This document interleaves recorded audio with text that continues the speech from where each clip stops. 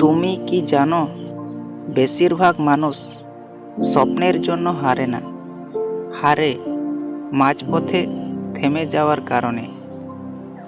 শুরুতে সবাই উৎসাহ নিয়ে কাজ শুরু করে, নতুন লক্ষ্য, নতুন পরিকল্পনা, নতুন উদ্যম।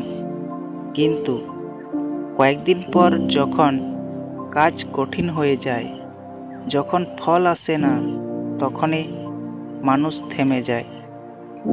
আর ঠিক এই জায়গাতেই বিজয়ী আর পরাজিত মানুষের পার্থক্য তৈরি হয়। মনে রেখো, সফল মানুষ আর ব্যর্থ মানুষের মধ্যে সবচেয়ে বড় পার্থক্য ট্যালেন্ট নয়, পার্থক্য হলো একজন শেষ পর্যন্ত লেগে থাকে আর অন্যজন মাঝপথে ছেড়ে দেয়। তুমি যদি সত্যিই নিজের জীবন বদলাতে চাও, তাহলে আজ একটা সিদ্ধান্ত নাও। আমি আর অজুহাত দেব না, কারণ অজুহাত কখনো জীবন বদলায় না, বদলায় শুধু কাজ। অনেকে বলে সময় হলে শুরু করব, কিন্তু সত্যিটা হলো সময় কাউকে অপেক্ষা করে না। আজ যে সময় নষ্ট করছো, কাল সেটাই আফসোস হয়ে ফিরে আসবে। তুমি হয়তো ভাবছো তোমার কাছে টাকা নেই, সুযোগ নেই, সাপোর্ট নেই।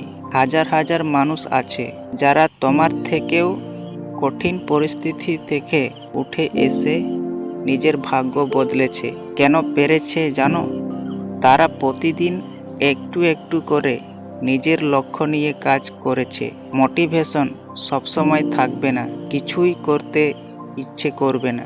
সেদিনেও যদি তুমি কাজ করতে পারো, তাহলে একদিন সফলতা তোমাকে খুঁজে নেবে। বোরিং লাগে বলেই সবাই ছেড়ে দেয়। যারা সে বোরিং সময়টাকে জয় করতে পারে, তারাই একদিন অসাধারণ হয়ে ওঠে। প্রতিদিন একটু হলেও 1 ঘন্টা কাজ করো, 1 ঘন্টা নিজের স্বপ্নের জন্য দাও। ধীরে চললেও সমস্যা নেই, শুরুতে বিশ্বাস করবে না, তোমাকে নিয়ে হাসবে, সমালোচনা করবে। ওদের ভুল প্রমাণ করার জন্য তর্ক করার দরকার নেই। চুপচাপ নিজের কাজ করে যাও। তোমার সফলতাই হবে সবচেয়ে বড় উত্তর। অন্য কারোর সঙ্গে তুলনা করো না, একটু ভালো হওয়ার চেষ্টা করো। ছোট ছোট অভ্যাসই অনেক বড় জায়গায় নিয়ে গেছে। স্বপ্ন বড় হলে সবচেয়ে বড় শক্তি হয়ে দাঁড়াবে। আজ থেকেই সিদ্ধান্ত নাও, আমি আর ভয় পাবো না, আমি আর অজুহাত দেব না, আমি আর মাঝপথে থামবো না।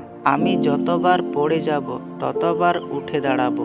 সফলতা তাদেরই কাছে আসে যারা শেষ পর্যন্ত লড়াই চালিয়ে যায়। নিজের কাছে একটা প্রতিশ্রুতি দাও, আমি থামবো না, আমি হার মানব না, আমার স্বপ্ন পূরণ করবই একদিন। এই সিদ্ধান্তটাই তোমার পুরো জীবন বদলে দেবে।